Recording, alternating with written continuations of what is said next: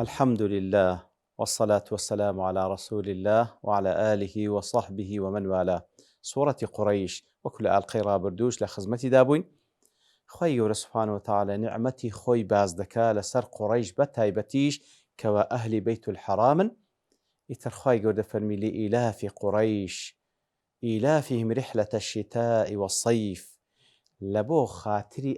ئەو تیجارەتی کەوان ئولفەتیان پێوەگرت بوو خوای گەورە وای بەسەر ئەصحاب الفیل هێنا تاوکە ئەو نیعمەتە لەسەریان بەردەوام بی کاتێکەوە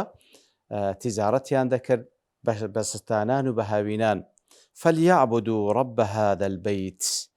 دەی بە پەروەردگاری ئەو بەیتەی کە ئەوان بە سەبەبی ئەو بەیتەیە ئەو ناز و نیعمەتەیان بەسەردا باریە با ئەو پەروەردگاری پەرستن سبحانه وتعالى. تلێرە ملاحظە فليعبدوا رب هذا البيت خوای گەورە ڕبوبیەتەکەی خۆی ئیضافە کردێ لە بۆ بەیتەکەی رب هذا البيت دەی رب العالمینە خوای گەورە سبحانه وتعالى ئەو وەکو تەشریف و ڕێزلێنانێک لە بۆ ئەو بەیتەی و هەروەها خوای گەورە سبحانه وتعالى بەو شێوەش دەفەرمیتن وەکو دەفەرمی طهر بەیتی لە سوورەتی البەقەرە بەیتی عینی دەیداتە پاڵە خۆی خوای گەورە سبحانه وتعالى وەکو تەشریف و تەکریمەک. و هەروەها لە سوورەتی النمل إنما أمرت أن أعبد رب هذه البلدة فەرمان پێکرا پەروەردگاری ئەو بەلدەیە کەوا مەککەیە پەرستم وله كل شيء نەخۆ کەسێک واتە بگات تەنها پەروەردگاری ئەو بەلدەیە کە مەککەیە نا وله كل شيء بەڵام وەکو تەشریفێک کە خوای گەورە ئەشرەفی بقعە لەسەر ڕووی زەوی مەککەیە بە حکمەوەی کەوا قیبلەی موسڵمانانی تێدا. ئیتر دەی بە ئەو پەروەردگاری ئەو بەیتەی پەرستن الذي أطعمهم من جوع وآمنهم من خوف أو پەروەردگارەی سبحانه وتعالى أطعمهم من جوع کە لە برسیاتی نانیدان لە برسیاتیدا نانیدان وآمنهم من خوف ولا خوف و ترس کە لە هەر چار دەوریان کەس لە خۆی ئەمین نەبوو تەنها ئەوان خوای گەورە ئەمن و ئەمانی پێبەخشی بوون. کەواتە ئەو دوو شتەش زۆر زۆر مهمە هەم نان هەم ڕیزق هەم ئەمن و ئەمان هەم نان هەم ڕیزق هەم ئەمن و ئەمان. ئیتر چەند لەگەڵ ئەوەش دەگونجێ رحلة الشتاء والصيف أطعمهم من جوع وآمنهم من خوف أو ترتيبات القرآن بيرو سبحان الله هم كلماتكاني مقصودة وكو زانان باز دكان لالاني بيانية وكو فاضل سامرائي دلي لشتاء زیاتر ئینسان پێویستی بە خواردن لەوەی کەوا لە سەیف واتە لە زستان زیاتر پێویست بە خواردنە نەوەک لە هاوین لێیە رحلة الشتاء والصيف أطعمهم من جوع لێرەدا باسی جوعی کردێ بەرامبەر بە شتا وآمنهم من خوف لە هاوینیش زیاتر ئینسان بە تایبەتی ئەوانی کە تیجارەت دەکەن و بە تایبەتیش لەو زمانی لە هاوینان معەڕەستر بوون کاتێکەوە ڕێگر بێتە سەر ڕێیان و هەروەها لە هاوینانی زیاتر لەو ڕێگا و بانانە زیاتر دڕندە دێن لەوانەیە احتیمال ئەوەی بیکەوە با بڵێن ڕێگریان لێ بکەن لە خەوفیش بەرامبەر بە سەیف هاتێ. ئیتر ئەوەشێک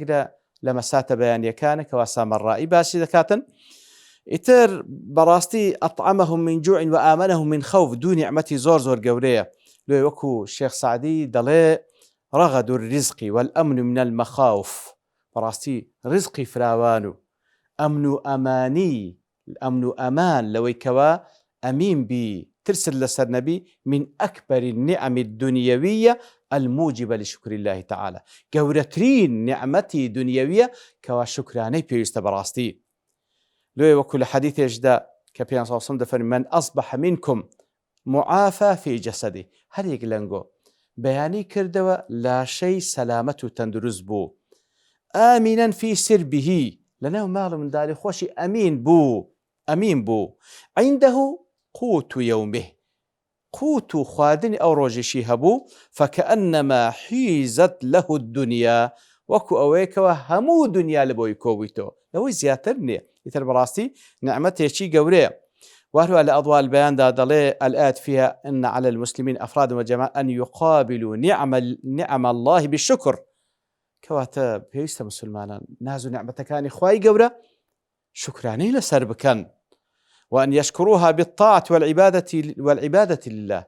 لمقابل دا شكرانە بژێر طبعا بەدڵ بە زمان بەکار و کردەوە بەکار کردەوەکو ئەو نیعمەتەی کە خوای گەورە پێتی بەخشە لە تاعەتی خوا سەرفی بکەیت. بەعەکسەوە ئەگەر ئەو نیعمەتە لە مەعسیەتی خوای گەورە سەرفت کردو ئەو کوفری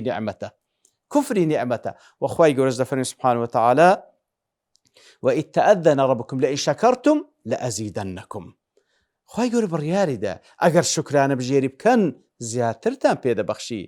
وبعكسەوە ولئن كفرتم إن عذابي لشديد. كفري نعمت بكن عذابي خوای گەورە زۆر توندە. ئیتر بەڕاستی ئەوە قەزەیەکی زۆر مهمە کە ئینسان ئەو هەموو ناز و نعمەتەی کە خوای گەورە لەگەڵ کردیە زۆر جار ئولفەت بەو نعمەتە دەگرین، یعنی ئەوەندە لە سەرمان بەردەوامە هەستی پێی ناکەین، پێی نازانین، ئەو کاتە پێی زان کە لە دەستی دەدەین. ئیتر بەڕاستی زۆر خەتەرە. ئاگادار بین ئولفەتکردن بە نیعمەت وامان لێ نەکا شکرانەکە لێ بکەن، بەعەکسەوە لە بۆ بەردەوامبوونی ناز و نیعمەتەکان فەلیعبدوا رب هذا البيت. پەروەردگارمان پەرستین چونکە هەموو سەرچاوەی هەموو ناز و نیعمەتەکان هەر لای ئەودا سەرچاوە دەگریتن لە خوای گەورە دەپاڕینەوە. لەو کەسانە بین کەوا ئولفەتکردنمان بە نیعمەت وامان لێ نەکا لە شکرانەکەی بێ ئاگابین، بەڵکو شکرانە بژێری ناز و نیعمەتەکانی خوای گەورە بین، عیبادەتی خوای گەورە بکەین بە تاک و تەنیا بەو شێوەیەی کەوا هەم لە دنیا هەم لە قیامەتدا خوای گەورە ئەمن و ئەمانمان پێ بەخشی. وصلى الله وسلم على نبينا محمد وعلى آله وصحبه أجمعين وآخر دعوانا الحمد لله رب العالمين.